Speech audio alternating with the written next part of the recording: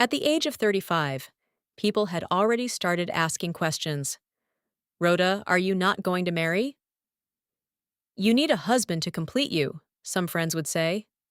Time is going, worried relatives reminded her constantly. But Sister Rhoda was different. Comfortable in her career as a banker and deeply dedicated to the work of God, she cared less about society's pressure. To her, marriage was not a competition. Everybody must not marry, she often told herself.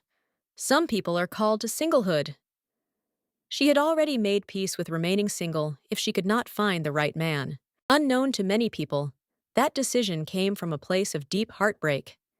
Years earlier, during her university days, Sister Rhoda had fallen deeply in love with her school sweetheart, Brother John.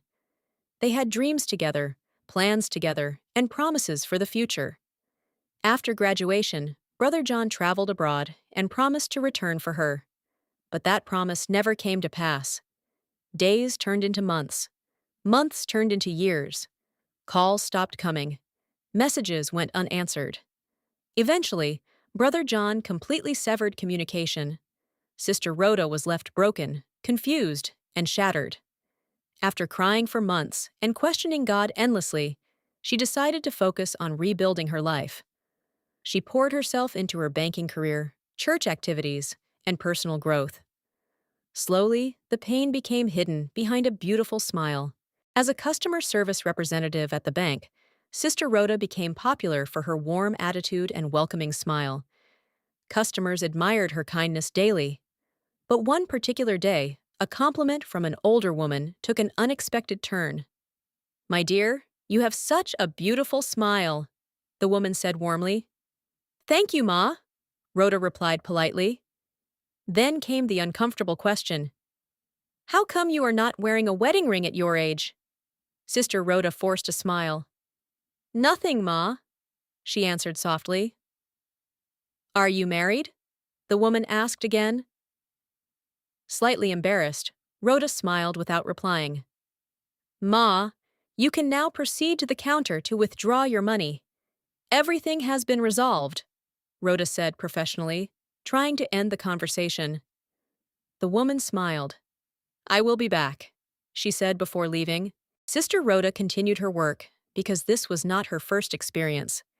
Questions like these had become part of her daily life. But after a few days, the same woman returned. "Hi, Miss Rhoda."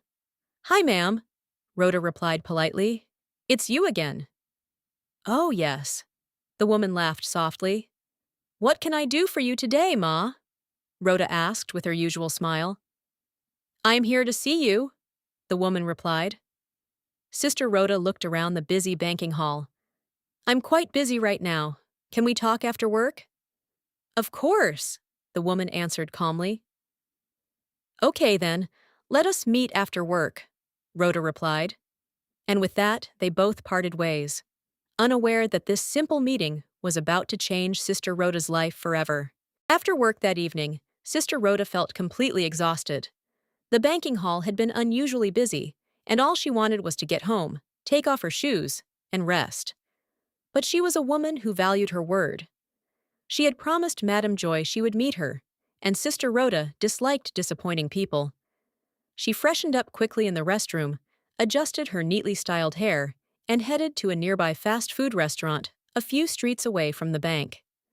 The evening breeze was calm, and the city lights were beginning to come alive as workers hurried home after a long day. As she entered the restaurant, her eyes quickly found Madame Joy seated elegantly at a quiet corner table. The older woman waved with a warm smile. "Hi, Rhoda." "Hi, Madame Joy," Sister Rhoda replied politely as she sat down. "How are you doing?" Madame Joy asked warmly. "Great, and you?"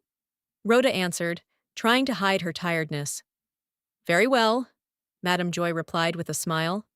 A waiter approached their table, and Madame Joy insisted on ordering dinner for both of them, despite Rhoda's polite resistance. Within minutes, the aroma of grilled chicken and freshly made pastries filled the table. For a moment, the conversation was light and casual. They spoke about work, Lagos traffic, customers, church activities, and life in general. Rhoda slowly relaxed, and found herself laughing genuinely for the first time in a long while.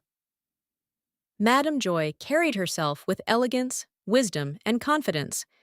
She spoke like someone who had seen life from many angles.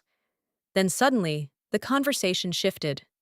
"Rhoda," Madame Joy said softly, leaning forward slightly, "are you married?"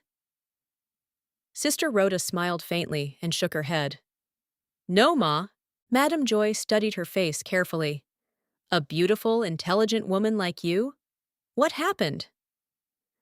For a few seconds, Rhoda remained quiet. Normally, she avoided discussing her personal life, especially with strangers. But something about Madame Joy felt safe and comforting.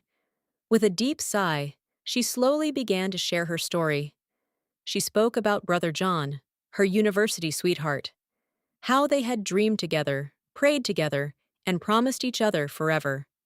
She explained how he traveled abroad after graduation and promised to return for her. "At first, he kept communicating," Rhoda said quietly. "Then the calls became fewer, the messages reduced. One day, everything stopped completely." Madame Joy listened attentively, without interrupting. "I waited for years," Rhoda continued, her voice slightly emotional. "I defended him when people mocked me. I believed he would come back. But he never did." There was silence for a few seconds. "That experience changed me," Rhoda admitted. "I decided to guard my heart because I never wanted to go through that kind of disappointment again." Madame Joy nodded slowly with understanding. "My dear," she said gently, "life sometimes breaks us in places we never expected. But not every man is Brother John." Rhoda smiled weakly. She had heard similar encouragements before, but somehow Madame Joy's words sounded sincere. Then Madame Joy went straight to the point. "Rhoda," she said confidently, "I would like you to meet my brother." Sister Rhoda almost choked on her drink before bursting into laughter. "Ma!" she exclaimed. "You don't even know me." "Oh, I know enough," Madame Joy replied calmly. "I have watched the way you attend to customers at the bank. I have seen your patience, your respect, your humility, and your smile. Good women are rare these days." Rhoda laughed again, shaking her head. But Madame Joy was serious. "My brother is a good man," she continued. "Successful, responsible, God-fearing, and ready for marriage. Honestly, Rhoda, I believe this could be heaven on earth for you." Sister Rhoda smiled awkwardly. She did not know whether to feel flattered or uncomfortable. "Madame Joy, life is not that simple," Rhoda replied carefully. "People appear good at first." "I understand," Madame Joy answered quickly. "That is why I am not asking you to marry him immediately. Just meet him, talk to him. If you don't like him, no pressure." Rhoda remained quiet. Deep down, fear still lived in her heart. The fear of trusting again. The fear of another heartbreak. The fear of giving her heart to someone only to end up abandoned again. But as Madame Joy continued speaking passionately about her brother, Sister Rhoda became curious. "Just one meeting," Madame Joy pleaded with a playful smile. "After that, you can decide." Sister Rhoda looked down briefly before smiling softly. "Okay, Ma," she finally said. "I will meet him." Madame Joy clapped excitedly, like a mother who had just won a major victory. Little did Sister Rhoda know that this simple decision was about to open a completely new chapter in her life, one she never imagined. After a few days, Sister Rhoda finally agreed to meet Madame Joy's brother. The meeting was arranged at an upscale restaurant in the city. Sister Rhoda spent almost an hour deciding what to wear. Though she tried to act calm, deep inside, curiosity had taken over.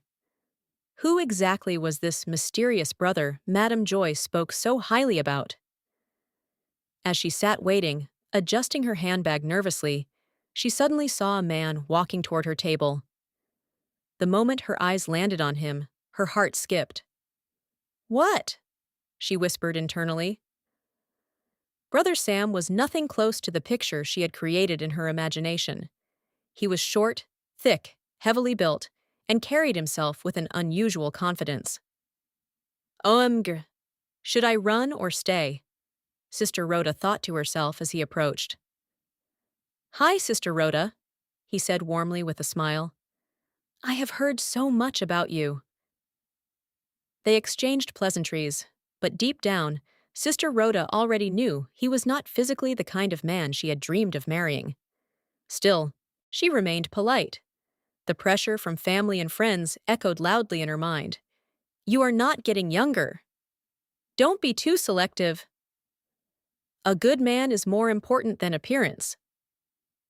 As the conversation continued, she noticed Brother Sam was actually calm, respectful, and easy to talk to.